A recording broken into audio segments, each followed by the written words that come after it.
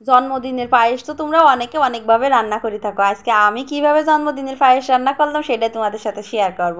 যদি আমার পায়েস রান্নাটা তোমাদের কিন্তু ভালো লেগে যায় তাহলে কিন্তু একটা লাইক কমেন্ট শেয়ার করে দিবা, কিন্তু যদি পরাণে চায় আর যদি না চায় আমি জোরাজুরি করব না। তো গতকালকে তো দেখিলে আমার বাবার বাড়িতে মানে যশের মামার বাড়িতে যশের জন্মদিন উপলক্ষে কিছু কিছু জিনিসপত্র পাঠাই দিয়েছে। তো এই যে দেখো এর মধ্যে চিংড়ি মাছ হলো অন্যতম, কারণ চিংড়ি মাছের একটা রেসিপি করব তো জন্মদিন উপলক্ষে, এই জন্য মামার বাড়িতে চিংড়ি মাছ পাঠাই দিয়েছে। তো এই যে চিংড়ি মাছগুলো সাইজ কিন্তু দেখাই দিলাম তোমাদের, অনেক সুন্দর স্পেশাল স্পেশাল সাইজ। তারপরে এই যে দেখো চিংড়ি মাছগুলো আমি সুন্দর করে কুটি টুটি নিছি।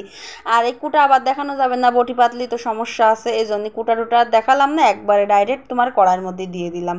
তারপরে লবণ হলুদ দিয়ে এই যে সিদ্ধ করে নিচ্ছি। আমি এখানে রান্না করব প্রায় 45 পিস মতো চিংড়ি মাছ। তো এখানে কুটি টুটি লবণ হলুদ দিয়ে সিদ্ধ করে নিচ্ছি। এটা আমাদের দেশি ভাষায় বলে সাতলাই নিচ্ছি। তো তোমরা কিরা কি বলো আমি জানি না। চিংড়ি মাছ ভাজা আছে, তাজা চিংড়ি মাছ এইভাবে যদি লবণ হলুদ দিয়ে সাতলাই রান্না করো তার স্বাদ কিন্তু দ্বিগুণ হবে। আর চিংড়ি মাছ ভাজি রান্না করলে কিরম চামটি চামটি হয়ে পড়ে, আমার একটুও ভালো লাগে না। তো আমি সবসময় এইভাবেই রান্না করি। আর আমার এই রান্না কিন্তু সবাই যে খায় চিংড়ি মাছটা খেয়ে অনেক স্বাদ পায় এবং বলেও স্বাদ হয়েছে। আর এই যে জন্মদিনের অনুষ্ঠানে তো মশলাপাতি লাগবে না, তো এই যে আমার কিছু ভাজা মশলা লাগবে না, তো সে ভাজা মশলাটা জিরে ধনে গরম মশলা ভাজা মশলা করে গুঁড়ো করে নিলাম। তারপরে চলে এলাম পায়েস রান্না করতে। তো পায়েস রান্না করতে আসলাম, তারপরে চালটা আগে ভালো করে ভিজিয়ে রাখিলাম কিছুক্ষণ আগে। এখানে হচ্ছে কী চাল দিছি বলো দিনই, পোলাওর চাল। তো তোমরা তো সবাই পোলাওর চালই দিবা, আমিও পোলাওর চালই দিছি।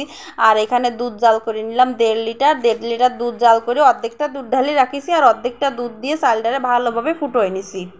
চালটা যখন আমার ভালোভাবে সিদ্ধ হয়ে গেছে তখন দিয়ে দিলাম একটু, আমি কি দিলাম বলো দিনই, নারকেল কুড়া। আমার এবার মনে থাকে না সব কিছু, তোমাদের সাথে দেখাচ্ছি তাই কি তা আবার ভুলে যাচ্ছি। নারকেল কুড়া দিয়ে ওই যে আমি যে দুধটা একদম দেখো সরাটা ঘন করে জাল করে রাখিলাম, একটুখানি লবণ চিনি দিয়ে আর এলাচ দারচিনি তেজপাতা দিয়ে ঘন করে জাল করে রাখিলাম, সেই দুধটা এখন দিয়ে দিচ্ছি মিশ করে। এখন আমার চালটা কিন্তু সিদ্ধ হয়ে গেছে, সব কিন্তু পারফেক্ট হয়ে গেছে। আর যখন আমি চাল সিদ্ধ বসাইলাম আমি ভুলে গেছি কিন্তু আবার দেখিছো বলতে, তখন কিন্তু একদানা লবণ এবং একদানা চিনি দিয়ে তোমরা সিদ্ধ করতে দিবা, তা নাহলে কিন্তু পায়েসটা পানসা পানসা লাগবে শেষে।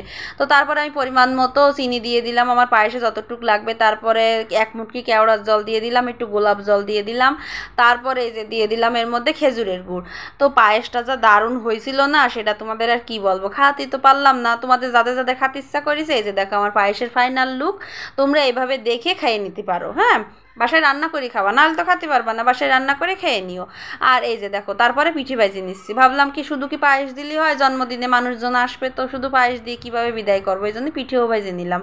তো পিঠে পায়েস ভাজাভাজি করে নিচ্ছি রাত্রি, নাহলে সকালবেলা আমি এত কিছু করে পারবো না, আবার গ্যাসও পুরুত পুরুত করে দৌড় মারে, আমিও পারি উঠি না। আর তারপরে এই যে দেখো এই কি সুন্দর করে তেলের পিঠেগুলো যেটা দিচ্ছি সেটা ফুলে উঠতেছে, মানে দেখে মনটা আমার এত শান্তি শান্তি লাগতেছে।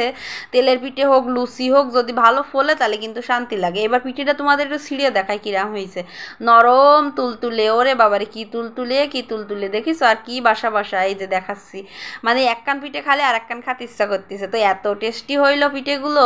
তো যাই হোক পিঠে ভাজা শেষ করতে করতে এদিকে আবার আমার আরাধ্যার বাবা গেছিলো বাজার করতে, সে অফিস থেকে আসে আবার বাজারে গেছিলো, বাজার করে আসে এই যে মুরগি টুরগি কিনে নিয়ে আইছে, এই যে মুরগিগুলো আবার পিসও করে দিয়ে গেছে আমার।